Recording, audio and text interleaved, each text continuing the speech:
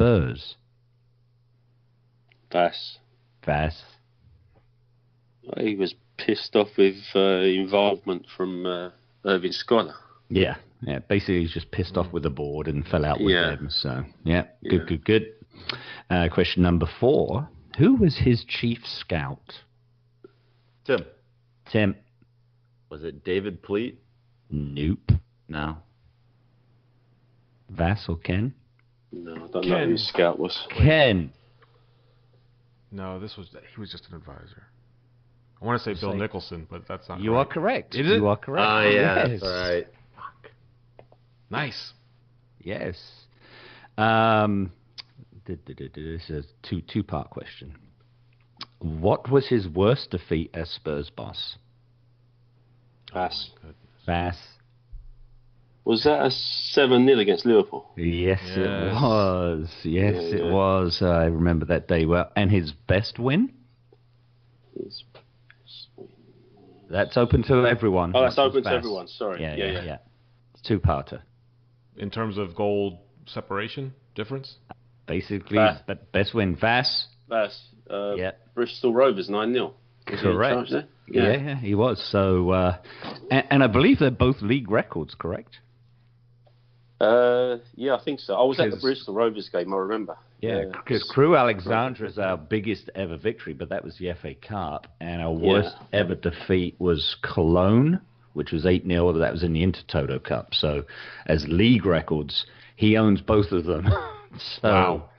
Yeah, so Vass, you have 3 points. Tim, big old goose egg this week. And Ken, 5, but he gets the bonus point for winning the round. You get 6. That's going to put the cat amongst the pigeons. 6. Thanks for playing, everyone. Thank you. Nice one. Cheers. Thanks. Yeah, definitely. So without any further ado, listen, we got Burnley up this week. We've kind of had a good right moan this morning, and I'm sure other podcasts will probably do the same. Burnley's an interesting proposition. They've only given up 3 goals at Turf Moor all season long.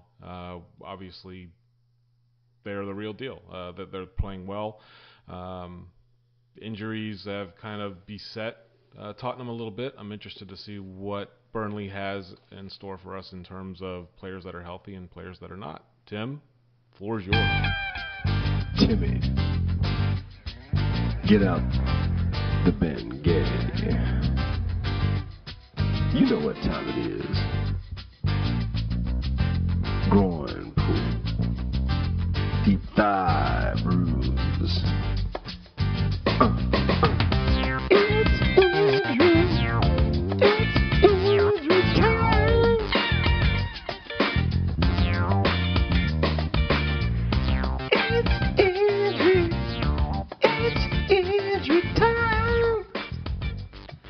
All right, looking forward to the week ahead against Burnley and Southampton. Burnley's got 2 players that are definitely out. Robert Brady underwent surgery for a torn patellar tendon. He will be out, and Tom Heaton is still recovering from surgery to dislocated shoulder and is not due back until after the new year. So those players are definitely out.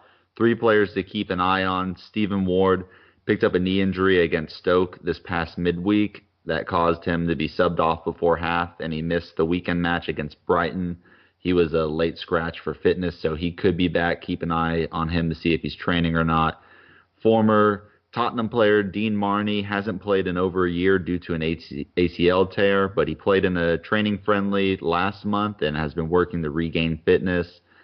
Same with Jonathan Walters. He hasn't played for a while. He's been out for a few months with a knee injury, but he recently returned to the training last month and is working on regaining fitness as well. So 2 players definitely out, and Robert Brady and Tom Heaton. 3 players to keep an eye on, and Stephen Ward, Dean Marney, and Jonathan Walters. For Southampton, Cedric picked up an injury yesterday against Chelsea, had to leave in the 17th minute after receiving a tackle from Cahill that sent him sliding into the advertising boards. He tried to play on, but wasn't able to continue through the pain. So who knows if he'll be available for the Boxing Day fixture. So that's a player to keep an eye on. They don't have anybody who is definitely out, though. For Tottenham, Victor Wanyama stepped up his recovery this past week, started doing some ball work, getting integrated with the first team. There's still no indication that he's participating in any contract training yet. So it's still a little while before he's back, but he is on schedule, looking to return at the new year, and it's a good sign that he's now doing ball work rather than just working on his fitness. Toby, they updated his timeline this past week, saying a return in February. So it looks like we've hopefully avoided the long-term injury that was rumored, looking to be back in February. And Davinson Sanchez is now back and available from his suspension. Very nice. I think Sanchez is going to be huge coming back. He was having such a really good bright start to the season, and I think that will afford Pochettino the opportunity to go back to 3 at the back if he so chooses, or move Dyer maybe up into the midfield again. So good, definitely good to be getting Sanchez back. Speaking of coming back from red cards, and red cards that should have been, Otamendi kicked Kane square in the face yesterday and did not get a red. Don't you have to control your body, Vass? From a referee's standpoint, a former official, was that a red for you or purely an accident? No, I think generally with a high boot, if you make contact like that, it's usually deemed a yellow unless there's some sufficient intent or you're going out there to hurt a player. I think referees on the continent will just give a straight red, and I guess with the letter of the law, you are endangering a player's safety, and therefore it's worthy of a red card. But I think referees in this country generally, if it's a high boot and there's no contact, maybe just a free kick. But if there's a high boot and contact, there's usually a yellow card. I guess if Kane had gone down and there was blood coming out of his face, then perhaps that might have influenced the referee. Yeah. But certainly by the letter of the law, it should have been red, but I think referees over here generally will give just yellow for that.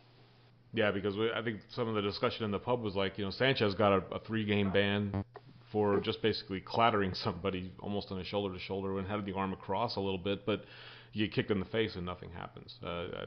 Kind of some yeah, of the but I think we were fortunate not to have had both Dele Alli and maybe even Harry Kane sent off yesterday, so we can't really argue too much about that. Okay, well, let's get into the Community Beer Company Mosaic IPA predictions for Burnley. We will have a podcast. Listen, Christmas weekend is coming up, but we are going to try to do a podcast, I believe, the evening of the 23rd, trying to get things sorted out for that weekend. We'll look at maybe having a guest come on. So we're only going to discuss Burnley this week in terms of predictions. Vass, I'll start with you. Burnley at Turf Moor, obviously going to be a tough one, man. Man, I hate predictions. I know I say that all the time, but I really do.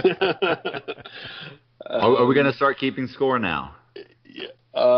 If you want, Tim. Yeah, I don't why mind. not? I think, all right, I'm going to go 4.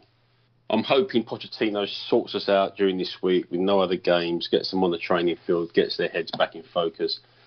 Lots of arms around shoulders and talkings in his office, and we will get back on track with a 2-1 victory. All right. Timmy, what about you? I am going to go with a... If you predict another loss, I'm going to jump through the microphone.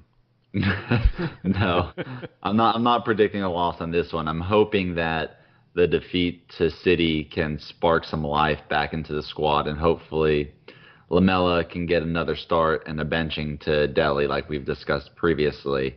So I'm going to go with a 2-0 victory. Nice. Simon? Burnley. Not a clever proposition. I think last year they did well at home too. And I can't remember when we went up there, but didn't we win? Was it 2-0?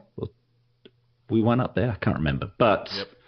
I think the way they play, I think the way we like to play away from Wembley, see what it did there? Didn't use the word home. I am going to go for 1-0. I still think they're going to put up a very strong defence and they'll stifle our play, but I think we'll get the cheeky 1-0 away win. Yeah, I think that they'll be happy with a point and try to keep us at bay. Obviously, they're top 4 and fighting for top 4.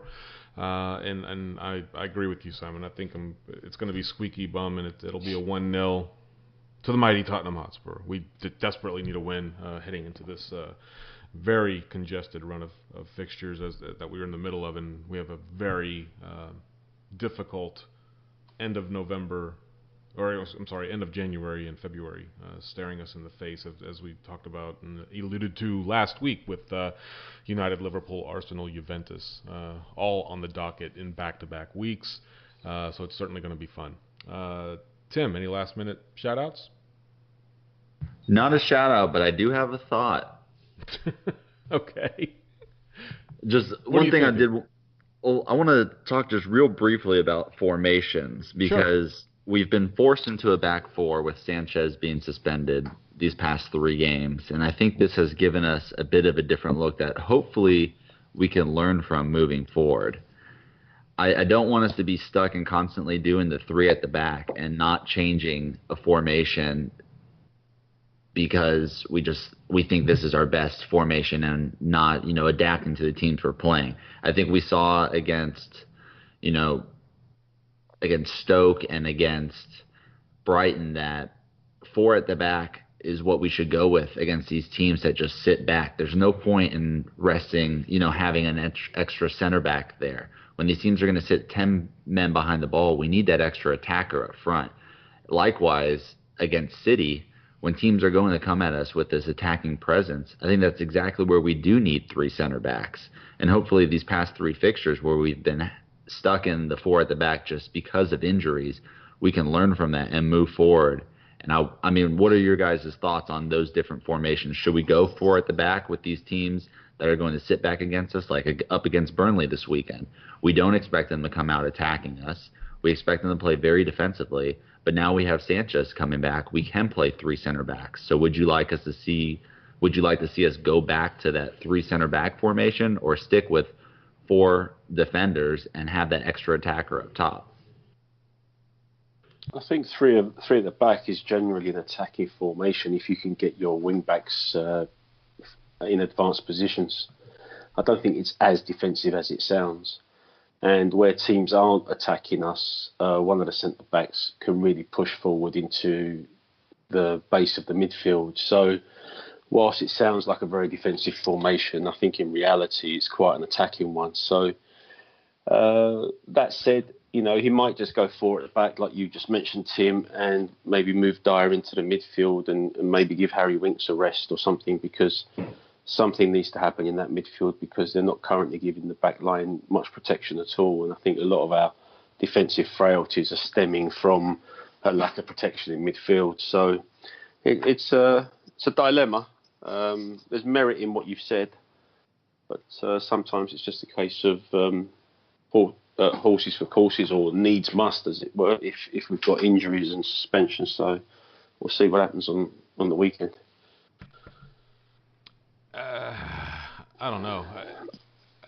I'd like to be able to sit back a little bit and try to absorb a little bit of pressure from them, as odd as that sounds, so that it gives us the opportunity to counterattack. I think if we listen, we've had so many problems and issues trying to break teams down. I think Lamella's creativity will help with that a little bit, but it didn't really offer a whole lot versus Brighton. I think he is bright. I think he came on yesterday and created a chance where he skimmed a ball across the face of goal within a minute of coming onto the pitch. I think he has that in his locker.